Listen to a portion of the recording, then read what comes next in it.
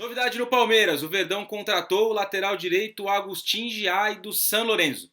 E nesse vídeo a gente vai dar uma olhada para algumas das características desse jogador e entender como ele pode ser encaixado no Palmeiras de Abel Ferreira. Bom, para a gente iniciar o papo aqui sobre o Giai, novo lateral do Palmeiras, eu preparei um materialzinho aqui com alguns números do jogador para a gente entender características, um pouco do que ele produziu nesse período do San Lorenzo. Vamos lá?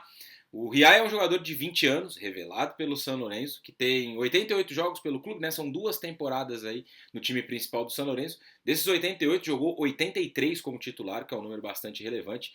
Tem 2 gols e também contribuiu com 2 assistências ao longo desse período em que ele é jogador do Ciclone. Aqui, né, eu separei 2 competições para a gente olhar um pouco para números do Giai e também traçar aqui um paralelo sobre uma mudança que houve no time nesse período. Primeiro, no Campeonato Argentino de 2023, o futebol da Argentina tem um cenário um pouco diferente na distribuição dos seus campeonatos. São 2 campeonatos, a Copa da Liga Argentina e o Campeonato Argentino, né? Então, o primeiro é disputado a Copa, é um torneio onde os times são divididos em 2 grupos, avançam e aí tem quarta, semifinal, e aí o vencedor dessa Copa da Liga ganha uma vaga na Libertadores. Em tese é um torneio que tem um pouco menos de importância, embora dê uma vaga à Copa Libertadores. O Campeonato Argentino não, e paralelamente a isso, né, os pontos que os times vão somando nessas 2 competições fazem o ranking que levam o time a Libertadores, ou os times a Libertadores no ano seguinte.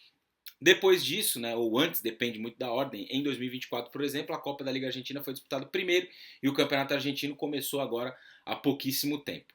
No Campeonato Argentino do ano passado, né, um campeonato que o San Lorenzo foi muito bem, né, uma campanha muito forte com o Darío Insua no comando. 2023 foi um ano muito bom para o San Lorenzo. Ele foi um dos primeiros no Campeonato Argentino, fez semifinal de Copa Argentina, chegou até as oitavas na Copa Sul-Americana.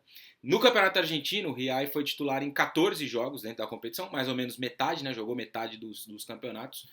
E aquele San Lorenzo, né, do Darío Insua, jogava num sistema com 3 zagueiros. O Giai, então, era um ala e muitas vezes um quinto jogador ali numa linha defensiva. Né? Uma média de 9,5 passes no campo de ataque. Esse número é interessante porque a gente vai observar que ele tem mais passes no ataque do que na defesa. Né? É um jogador que chega muito à frente, é muito agressivo. 4,9 bolas recuperadas por jogo, mais ou menos, né? A média de 5 bolas recuperadas por jogo. Era um time que trabalhava com muita agressividade na marcação e era muito vertical, não era um time de passe, de troca de passes. E uma média ali de 4,7 duelos vencidos por jogo, 56% mais ou menos. Então metade dos duelos o Giai vencia. A gente está falando de um jogador que tinha 19 anos no ano passado, recém-chegado das categorias de base. Aqui embaixo o mapa de movimentação dele, né, mostrando que é um jogador que chega muito ao campo de ataque. Esses números todos retirados lá do SofaScore, ótimo site. Se você quiser consultar estatísticas, também vale a pena dar uma olhada lá. Aqui números na Copa Libertadores deste ano. O San Lorenzo passou por uma troca de treinador no meio da competição. Sai o Rubem Darío Insua, vem o Romagnoli, jogador histórico do San Lorenzo, camisa 10 do time quando o San Lorenzo ganhou a Libertadores em 2014. E aí os números do Giai são esses com o Romagnoli. 6 partidas, não foram todas com o Romagnoli, né? Ele foi técnico em 4 dessas 6 partidas. 11,3 passes no campo de ataque, o que já mostra uma ligeira mudança, né, no número de passes. E o número de roubadas de bola, duelos vencidos, ele cai um pouco, porque se torna o San Lorenzo com um pouco mais de posse, ocupação do campo de ataque, troca de passes, e tem uma mudança de posicionamento também do Agustin Giai. Ele não é mais um ala, pelo menos não mais com 3 zagueiros, né? Ele se torna um lateral direito, uma linha de 4 jogadores, mas sem perder a agressividade na chegada ao campo de ataque. Quando a gente olha para alguns dos lances do Giai, a gente vai perceber exatamente essa questão da agressividade dele na chegada ao campo de ataque. Isso tem a ver com o fato dele ter jogado em alguns momentos num sistema com 3 atrás e ser de fato um ala, um jogador com uma capacidade de se desprender da linha defensiva e chegar muito à frente, né? Principalmente com o Darío Insua, era um time, como eu disse, muito vertical, então muitas vezes usava uma ligação para que o Giai pudesse chegar na velocidade, fazer um cruzamento ou um passe para trás.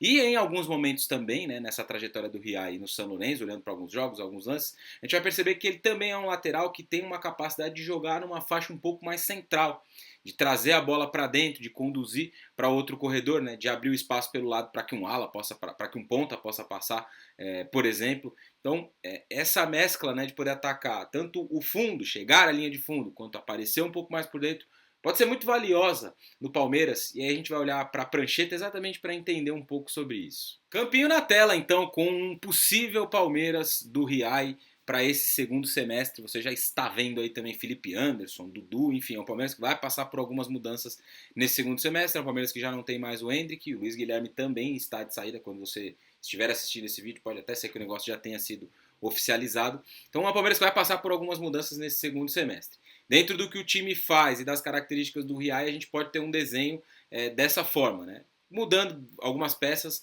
mas o desenho pode partir dessa ideia. Uma linha com 4 jogadores, o Riai sendo de fato esse cara que vai passar muito ao campo de ataque, e é isso aqui já tem uma alteração no posicionamento do Estevão, né? Porque quando joga o Marcos Rocha fica um pouco mais, né? Ele é um terceiro zagueiro aqui ao lado do Gomes e do Murilo.